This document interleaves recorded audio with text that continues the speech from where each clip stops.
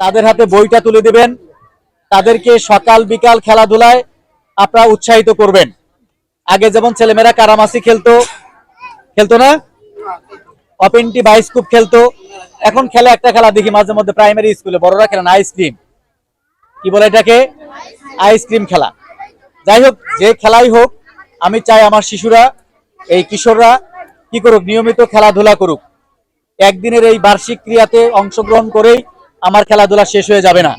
আমরা চাই শরীর গঠনে, একটি মানুষের শরীর গঠনে খেলাধুলা খুবই দরকার।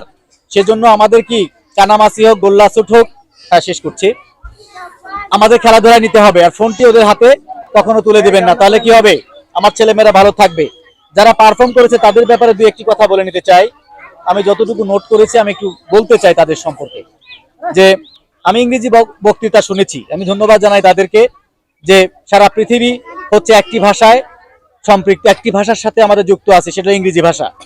আপনি যদি ইংরেজি ভাষা জানেন, সমস্ত পৃথিবীতে আপনি নিজের কথা নিজেকে উপস্থাপন করতে পারবেন, যে কাজে যান আপনার গ্রহণযোগ্যতা থাকবে। এটি একটি ভালো চর্চা যেটি শুরু হয়েছে, যদিও ভুলভাল অনেক ছিল, আমি সেদিকে যাব না।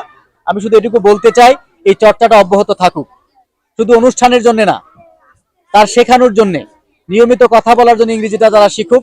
একটি সময় থাকুক তারা ইংরেজি চর্চা করবে স্কুলটাতে, যে তারা নিজেরা কথা বলবে। একটি সময় থাকুক নির্দিষ্ট, যে প্রত্যেকটি শিক্ষার্থী তারা ইংরেজি দিয়ে নিজেদের ভাব বিনিময় করবে, সেটা হোক 10 মিনিট, হোক সেটা 5 মিনিট, যে তারা সেই সময় বাংলা বলতে পারবে না। তাহলে কি হবে, তাহলে কেউ শুনবে, কেউ বলবে, তাদের মধ্যে একটা ইংরেজি চর্চা অব্যাহত থাকবে। এটা আমি মনে করি, এটা ভালো একটা দিক। আমি গানের ক্ষেত্রে বলবো, আমি যে সময় এসেছিলাম, গান আমি শুনেছি হাসানের, এটি মায়ের গান করেছে, তার গানের যে গায়কী, এটি আমাকে অনেকটা মুগ্ধ করেছে। আমি শহরের বিখ্যাত অনেক শিল্পীদের গান শুনি।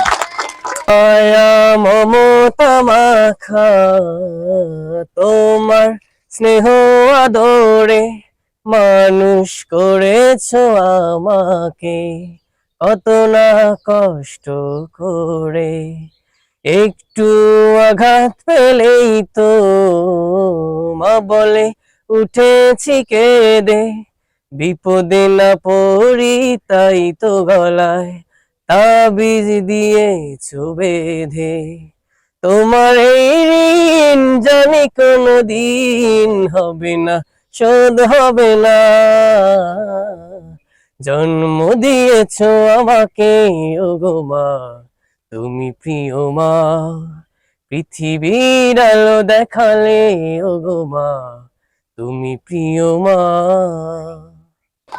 প্রতিদিনেই দেশ সেরা টেলিভিশনের শিল্পীদের গান শুনি, বেতারের শিল্পীদের গান শুনি। যেহেতু আমি বেতারের সাথে যুক্ত, অনেক ভালো ভালো শিল্পীর গান শুনি। আমার মনে হয় সে যদি প্রাতিষ্ঠানিক একটু গানের সাথে চর্চা করে, কণ্ঠের একটু অনুশীলন করে, তাহলে নিশ্চয়ই ভালো করবে। আর বেতার আবেদন যখন চায়, আমি তাকে বলবো সে যদি এখানে আসে, বেতারের জন্য সে আবেদনটা করে বেতারের জন্য চেষ্টা করে, যেন সে বেতারের শিল্পী হওয়ার জন্য। তাহলে তার প্রতিভার কি হবে, বিকাশ হবে। আমার শুধু জাউরানিতে থাকবে না, সারা প্রতিভা চলে যাবে সারা বিশ্বে।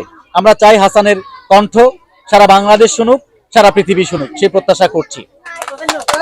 তারপরে হচ্ছে যে